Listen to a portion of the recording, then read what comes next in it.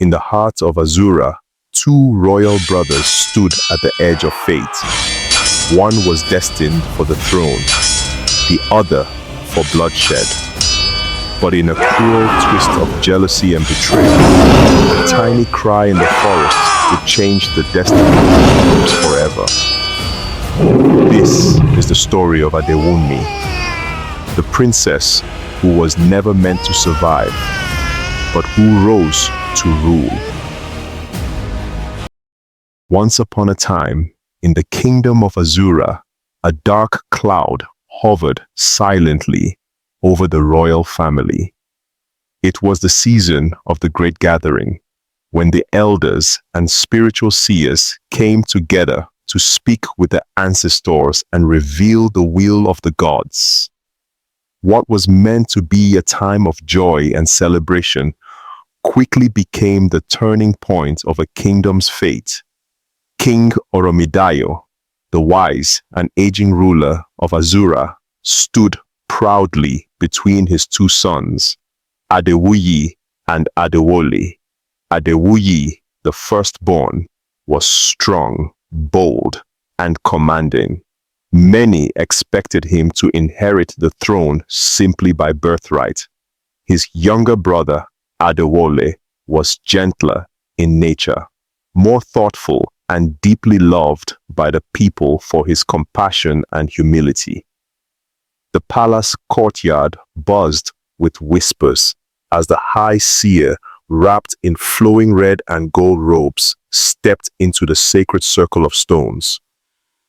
With cowrie shells in hand and sacred ash on his forehead, he dropped to his knees and called upon the spirits of the ancestors.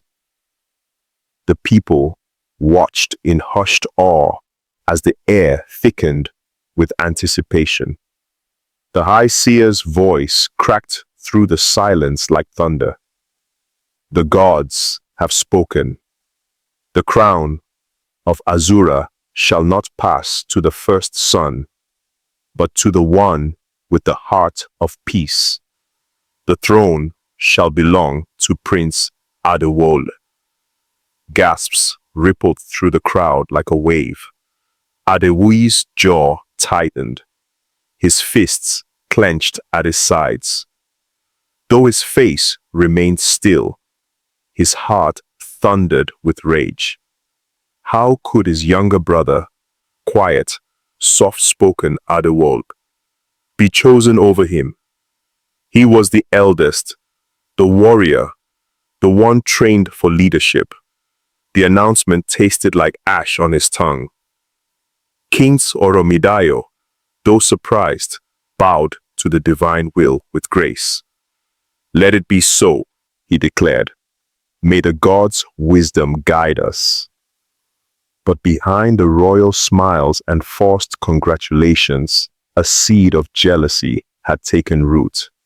Adewuyi's mind churned with bitterness.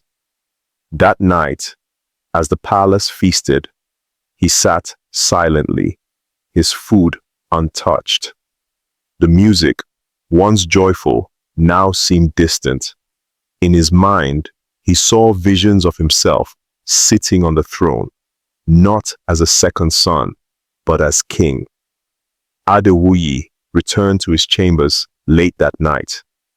He stared out of the palace window, watching the moonlight reflect off the golden rooftops.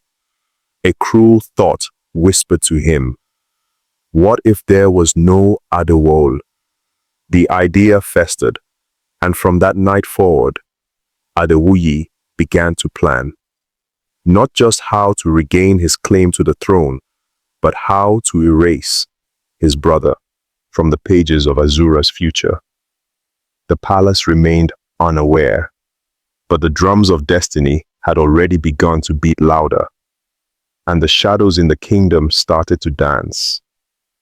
The fate of the kingdom was shifting, and so was the heart of its prince. The announcement of Adewole as the chosen heir rippled through the kingdom like a whirlwind. While the people celebrated with dancing and music, the palace held a different kind of energy. There was tension in the air, something unspoken, something unseen. A few weeks later, a grand invitation arrived from the neighboring kingdom of Orile Aje. They were hosting a festival of unity, a tradition where leaders and nobles gathered to strengthen alliances. King Oromidayo saw it as a chance for his sons to be seen as true leaders. Adewole would be officially introduced as the next king of Azura. It was to be a royal parade like no other. Preparations began. Elephants were dressed in royal fabrics. Trumpeters practiced endlessly, and both princes were instructed to travel together with their families to represent peace and strength. But behind the scenes, Prince Adewuyi's heart grew darker. He had contacted a group of merciless men, outlaws who lived on the edge of the kingdom, far from the eyes of the royal guard. They were feared across villages for their ruthless tactics.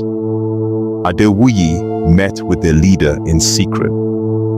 "I want it done quietly," he said, his voice cold. "No survivors, my brother, his wife, even the child." The hoodlum narrowed his eyes. "And the reward?" Adewuyi smiled bitterly. "You will never need to steal again." As the day of the journey arrived, both royal families mounted their chariots, flanked by a small guard.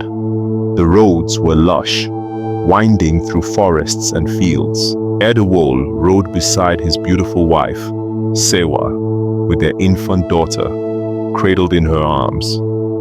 They laughed and shared hopes for the future, unaware of the danger that lay ahead. By dusk, the convoy approached a narrow path through a dense forest, the perfect place for an ambush. Suddenly, masked men leapt from the trees. Arrows flew, screams echoed. Adewuyi, who had insisted on riding behind, quietly turned his chariot and disappeared into the trees with a smirk on his face. Chaos unfolded. Adewole shielded his wife and child as he shouted orders to the guards, but they were outnumbered and overwhelmed. One by one, guards fell. Adewole fought fiercely, wounded and breathless, his only thought being the safety of his family. Sewa cried out as an arrow pierced her shoulder. The baby wailed, but Adewole, bloodied and bruised, managed to break through the line of attackers. He ran into the forest, dragging Sewa by the hand, his daughter clutched close to his chest. They didn't know where they were going. They only knew they had to survive. The forest was thick and dark, with trees towering like ancient guardians. The cries of their child echoed through the night, a heartbreaking sound that felt louder than any war drum. Prince Adewole staggered through the undergrowth, his legs trembling. Sewa, limping from her wound, kept glancing behind them. "We can't stop," Adewole whispered urgently. "We're not safe yet." Up ahead, they found a fallen tree covering a deep pit, a forgotten animal trap. Adewole looked into it, then at his wife. "We can hide her here," he said, voice breaking. "Just for now. They won't think to look in a pit." Sewa hesitated, clutching the baby tighter. "But she's just a baby. She'll die if they find us." With a heavy heart, Sewa kissed their daughter's forehead. Together, they gently lowered her into the pit, covering her with a soft scarf and leaves, praying to the gods that wild animals would not find her. Suddenly, the sound of boots. The attackers had caught up. "Go!" Adewale yelled, turning back with sword in hand. "I'll hold them off." Sewa refused to leave, but was dragged away as Adewale charged into the fight. Steel clashed, blood spilled. He fought like a lion, but there were too many. A blade pierced his side. He fell to his knees, then to the earth, gasping his last breath. Sewa, though wounded and weak, crawled back toward the pit. She checked on her daughter, still alive, still crying softly. With the last of her strength, she whispered, "Live, my princess, live." She covered the pit once more, kissed the air above her child, and collapsed. The hoodlums returned to find Sewa lifeless. They searched the area frantically, overturning stones, looking in bushes. "The child! Where is the child?" the leader barked. They found nothing. Frustrated and exhausted, they gave up. "The bush will take her," one muttered. "She won't survive the night." They left, but the forest had other plans. Dawn broke over the trees like golden fire. The forest stirred awake, birds chirping, leaves rustling in the wind. The child in the pit, tiny, fragile, and now alone, wailed softly. Her cries, almost too faint to hear, were carried on the breeze. Back in Orileaje, the great lion hunt had begun. It was a once-in-a-generation competition. Any man who could bring back the body of a lion would be crowned the next king of the village. Young hunters sharpened their blades and painted their faces. One among them stood out, Ekun, a skilled but humble hunter, known for his quiet strength and loyalty to the land. Ekun entered the forest with nothing but his spear, his knife, and a prayer on his lips. Hours passed as he tracked paw prints through the dense terrain. At midday, he came face to face with a giant male lion. The battle was fierce. The lion lunged. Ekun rolled, struck, and dodged. The fight tore through the forest, ending with a mighty roar as the lion fell to the ground. Ekun, bloodied and triumphant, looked to the sky, but just as he prepared to return, he heard something else, a baby's cry. Startled, he followed the sound through the trees. He searched for several minutes until he stumbled upon the pit. Peering inside, he saw a baby girl wrapped in torn royal cloth, her face smeared with dirt but eyes wide open. His heart stopped. "This child, she's not ordinary," he murmured. He gently lifted her from the pit and held her close. Ekun returned to Orile Aje that evening, carrying both the slain lion and the mysterious baby. The crowd erupted in cheers for his victory, chanting his name, Ekun, the lion slayer. But all eyes soon turned to the baby in his arms. "She was alone in the forest," Ekun explained. "She wore royal cloth. I don't know who she is, but the gods led me to her." The elders examined the fabric and the necklace around her neck, marked with the royal seal of Azura. Gasps filled the air. "She's a princess," one elder whispered. "But whose child?" Ekun did not know, but in his heart, He felt her arrival was no accident. The king of Orile Aje, impressed by Ekun's bravery and moved by the child's mystery, declared, "You are now king, and this child, she shall be your daughter. May the gods bless her name." They named her Adewunmi, meaning the crown has found me. From that moment, the baby's presence brought Ekun unexplainable favor. Lands were given to him, cattle multiplied, and peace reigned. It was as if the princess carried the blessings of the gods themselves. Adewunmi grew beneath the roof of royalty once again, loved, protected, and destined. But though the forest had hidden her from death, it could not hide her forever from destiny. The kingdom of Orile Aje rejoiced. The fierce hunter Ekun had not only slain a lion and earned the crown, but had returned with a miracle, a baby girl clothed in mystery and royalty. The baby's eyes sparkled like the stars, her tiny hands clutching the edge of her royal cloth as though she knew who she was. The elders declared that the gods had smiled upon Orile Aje. In a grand ceremony, Ekun was crowned king. Trumpets blared, drums thundered, and people danced in the streets. By his side, he cradled the baby girl, who had been named Adewunmi. The people took her into their hearts without hesitation. "The gods sent her to bring us luck," said the villagers, and indeed, luck followed.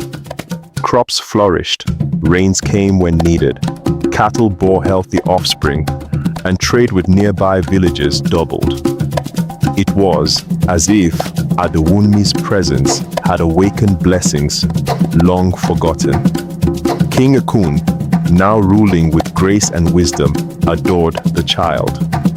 He and his wife, Queen Iretiola, had never conceived children of their own. To them, Adewunmi was more than a gift. She was their miracle, their daughter. They raised her in love, shielding her from the haunting questions of her past. As she grew, Adewunmi showed signs of brilliance beyond her years. She was graceful, strong, and full of curiosity. She listened carefully during court sessions, asked questions about the laws, and mimicked the way the king sat during council meetings. At just 5 years old, she already carried herself like a leader. Queen Iretiola taught her to be kind but firm, humble yet bold. King Ekun trained her in archery and swordplay, insisting that a true leader must know how to defend her people. Despite their love, however, Adewunmi sometimes felt a strange ache in her chest, an emptiness she could not explain. She would stare at the stars and wonder, who am I, really? One day, as she sat under a baobab tree, she asked her father, "Baba, why do I have this necklace with a crown on it?" King Ekun looked at her solemnly. The time had come. He knelt beside her and took her small hands in his. "My daughter, you are special.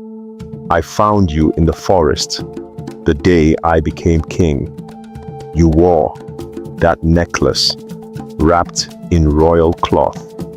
You were born of kings, but raised in love." Adewunmi's eyes widened. "So, I am not your real daughter." Ekun smiled and pressed her hand to his heart. "You are my daughter in every way that matters. But yes, your blood belongs to another land. One day, you may wish to return there." And when that day comes, know this: I will be proud of you, no matter where you go." Tears streamed down her cheeks, but a new fire lit in her heart. The ache she had long felt was no longer just a feeling, it was a calling. She was a princess of Azura, born under stars of destiny. And deep within her, the first seeds of a journey were beginning to grow. Years passed, and Adewunmi blossomed into a young woman, bold, intelligent, and admired by all. She rode horses faster than the best warriors. Her aim with a bow was unerring, and her words carried wisdom far beyond her age. Still, that emptiness in her heart remained. She often walked alone into the forest, the same forest where her life had once nearly ended. There, she listened to the wind, the birds, the trees. It was as if they whispered to her, trying to tell her something she couldn't quite understand. One day, while wandering deeper than ever before, she came across the pit. Time had softened its edges, but something about it made her stop. She sat beside it for hours. Images began to flash in her mind. A woman's desperate cry, the sound of swords clashing, a deep voice yelling, and then silence. She stood abruptly. "This place, I've been here before." She ran home and confronted her father. "Baba, I found a pit in the forest. It felt familiar." King Akun looked startled. "That is where I found you, Adewunmi." Tears welled in her eyes. "Who left me there?" With a deep sigh, King Akun finally told her everything. How he had heard her cries, found her in royal cloth, and recognized the emblem of Azura. "Your true family was from Azura. You may have been born into tragedy, but you were saved by fate." Adewunmi sat in silence. Her heart pounded. "Then I must go there," she whispered. The queen, who had been listening quietly, stepped forward. "My daughter, it is not a safe place. Azura is ruled by a cruel king, your uncle, Adewuyi." The name sent chills down Adewunmi's spine. King Akun continued, "He was your father's elder brother. I suspect he had something to do with your family's fate." Adewunmi's eyes burned with tears and fury. "Then I must return. I must see this land for myself." The king nodded solemnly. "If you choose to go, you will not go as a stranger. You will go as a warrior and as a princess." And in that moment, the fire inside her turned into resolve. The past had found her. Now she would find her future. While Adewunmi prepared for her journey, back in Azura, the kingdom was under the iron grip of King Adewuyi. His reign had turned what was once a land of joy and wisdom into a realm of fear and sorrow. After the tragic loss of his brother, King Oromidayo had been devastated. He mourned for weeks, his health failing quickly. When he finally passed away, the elders, left without a clear heir, crowned Adewuyi as king. Adewuyi wasted no time revealing his true nature. He ruled with an iron fist, enforcing impossible taxes, punishing the innocent for the crimes of the powerful, and surrounding himself with sycophants who fed his ego. The once beautiful streets of Azura were now lined with the hungry, the broken, and the fearful. He married 3 women, each chosen not for love, but for their family status. Each bore him 3 daughters, 9 princesses in total, spoiled beyond measure, raised in luxury, without discipline or compassion. They walked the palace like peacocks, treating servants as slaves and mocking the poor. None were fit to rule, but Adewuyi clung to hope that one would one day become queen in his place. But the gods had other plans. The king fell gravely ill. A mysterious sickness overtook him, weakening his limbs, twisting his nights with nightmares. The palace priests whispered of curses, of ancestors angry and unrested. He summoned his advisors. "One of my daughters must succeed me," he croaked. But the elders were not convinced. "Your Highness, with all due respect, none of your daughters are ready. The kingdom needs wisdom, not wealth. They lack discipline and heart." Adewuyi's eyes flamed with rage, but deep down, he knew the truth. His daughters were not queens. They were shadows of his own prideful failure. Just as he began to despair, news came that would shake his soul. A stranger had arrived in the city, fierce, graceful, with eyes like the queen he once despised, and her name was Adewunmi. Inside the palace, the 9 daughters of King Adewuyi lived like queens without crowns. Each had been pampered from birth, given whatever they desired. Golden bangles, imported silks, even slaves to fan them as they slept. But without discipline or moral guidance, they had grown into women of arrogance and cruelty. Princess Ayatollah, the eldest, had a tongue sharp enough to wound a warrior. Princess Mobolaji, the second, enjoyed mocking the poor from the palace balcony. The rest followed suit, each one more entitled than the last. They believed the world revolved around them. When they heard their father was dying, they didn't grieve. Instead, they argued over who would inherit the throne. "It should be me," Ayatollah boasted.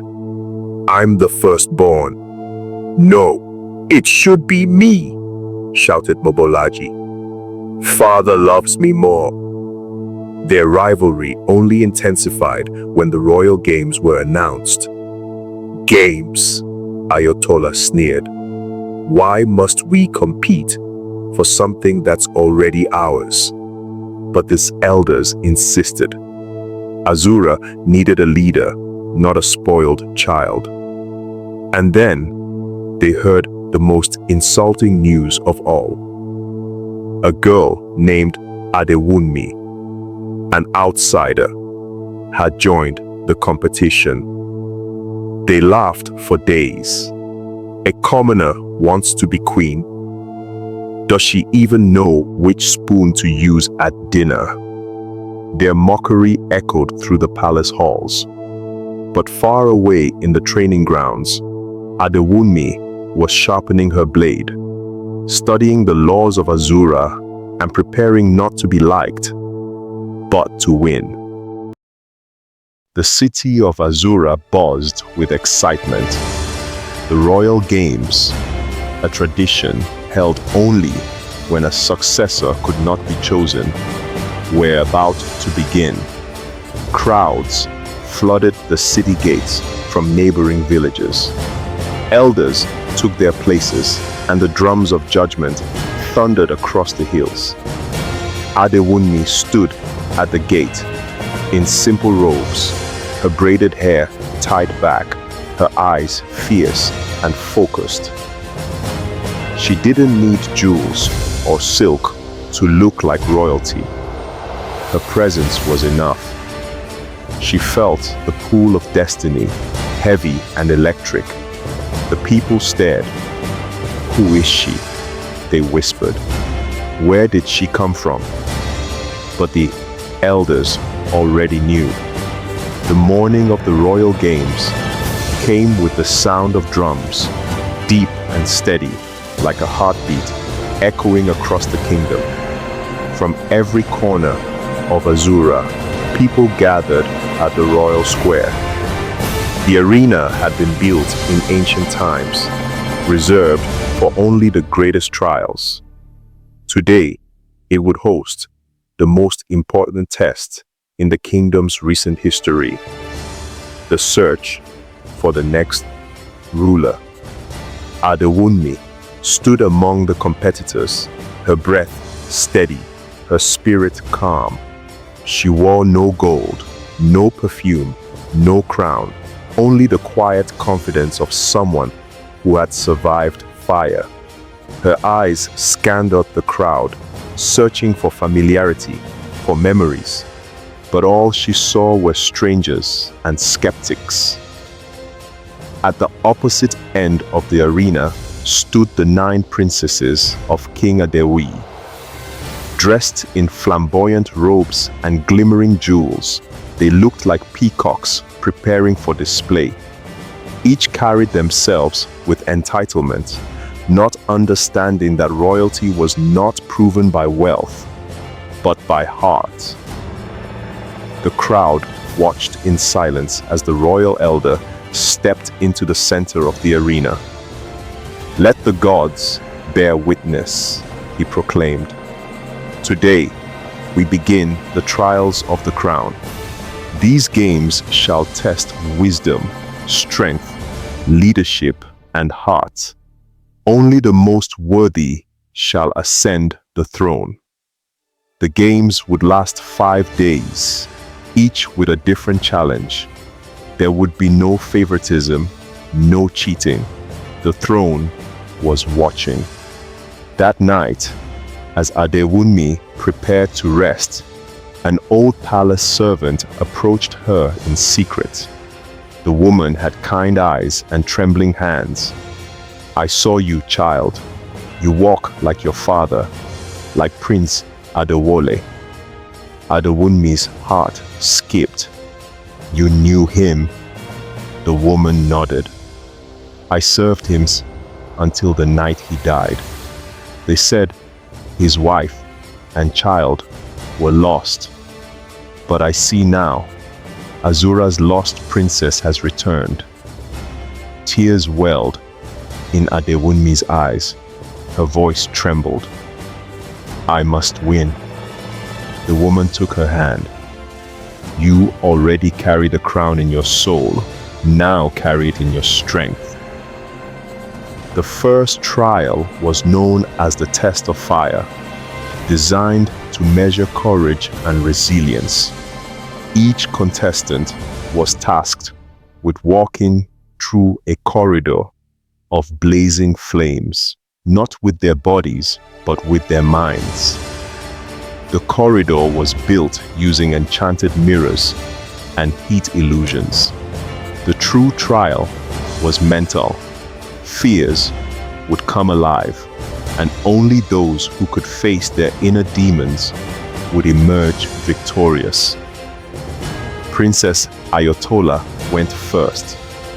She walked in confidently, but came running out within minutes, screaming about shadows trying to pull her into the ground. Mobolaji followed. Her fear of failure manifested as a collapsing ceiling, and she collapsed in panic. One after the other, the royal daughters failed, overcome by the very fears they had buried behind their pride. Then it was Adewunmi's turn. She stepped into the corridor calmly. Immediately, the air thickened. The flames hissed. In the mirrors, her worst fears danced. Her mother dying, her father bleeding, herself alone in a pit. But she kept walking. Each step burned with memory. The pain of abandonment, the questions, the confusion, the loneliness. And then she saw her reflection turn into a queen. With a final breath, she walked through the fire and emerged unshaken. The crowd erupted. The elders looked at one another and nodded. She passed not only the fire, but the truth. The next trial was the test of grace, requiring each contestant to solve a conflict between two feuding villages, live, in front of the people. It was a test of diplomacy and wisdom. The princesses were furious. How can a forest girl solve problems of court? Ayatollah scoffed. She doesn't even know the laws of the palace. One by one, the royal daughters made their attempts. Their solutions were arrogant and dismissive, favoring the richer villager, ignoring justice. The people murmured in disappointment. When it was Adewunmi's turn, two actors approached, a farmer and a merchant. Their arguments: the merchant accused the farmer of stealing his grains, while the farmer claimed the merchant had overcharged him unfairly. Adewunmi listened, asked thoughtful questions, and then asked each to switch roles. Adewunmi listened, asked thoughtful questions, and then asked each to switch roles. Pretend you are each other, she said. At first, the crowd was confused, but as the villagers swapped roles, understanding blossomed between them. Now, Adewunmi said, see each other's pain. The villagers nodded. The crowd clapped. The elders were impressed. True leadership comes from listening, one whispered, but the princesses sneered. This is not a game of riddles, Mobolaji spat. She just got lucky. Their mockery only fueled Adewunmi's resolve. She knew now, these trials weren't just to win a throne. They were meant to expose the heart. The third trial was the most dangerous, the test of survival. The contestants were taken deep into the wild forest of Azura, each given a map, a knife, and a flask of water. The goal: to return by dawn, using only their instincts and wisdom. No horses, no help, only nature as both guide and enemy.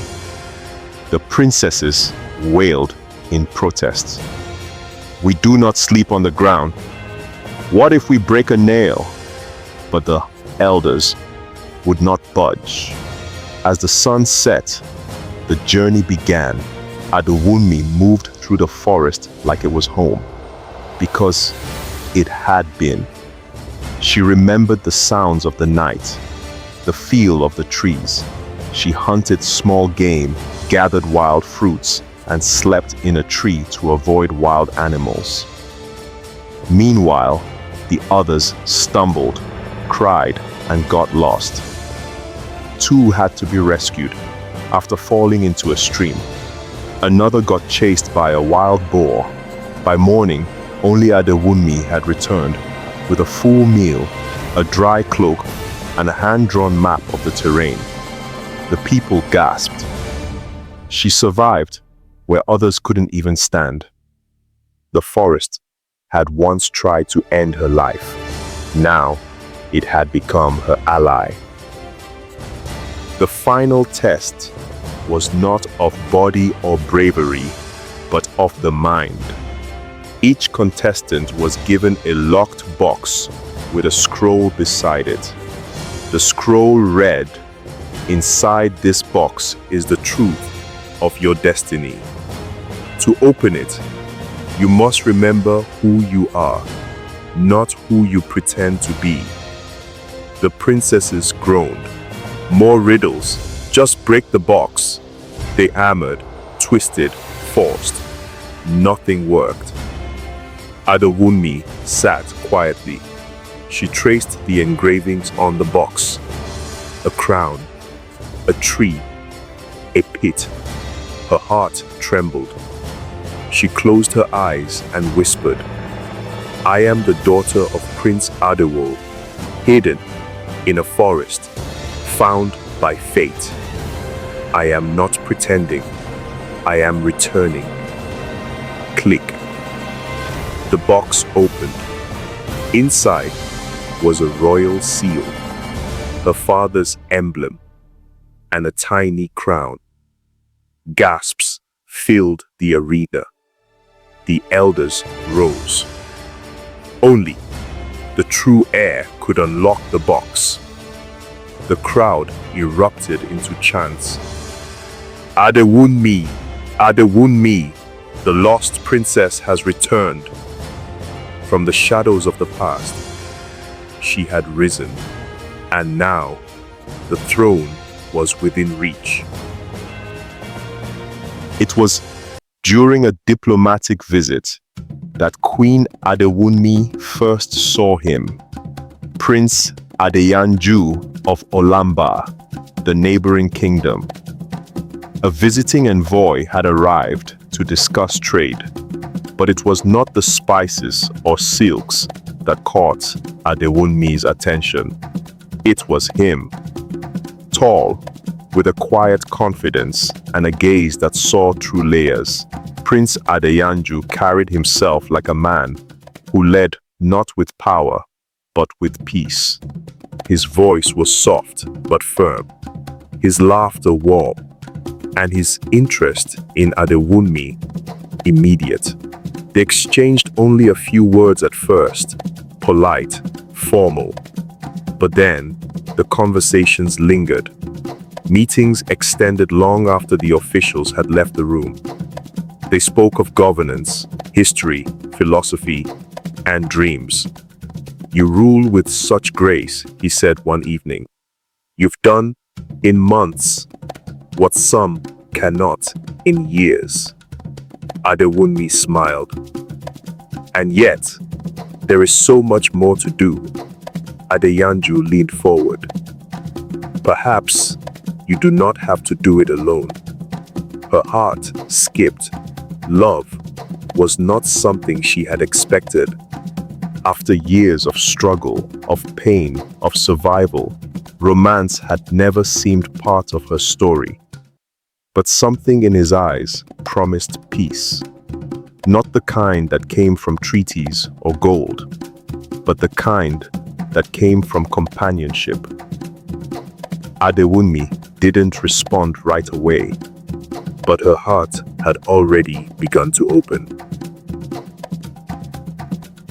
Months passed. The connection between Queen Adewunmi and Prince Adeyanju deepened. Whispers of their growing closeness spread through Azura like wildfire.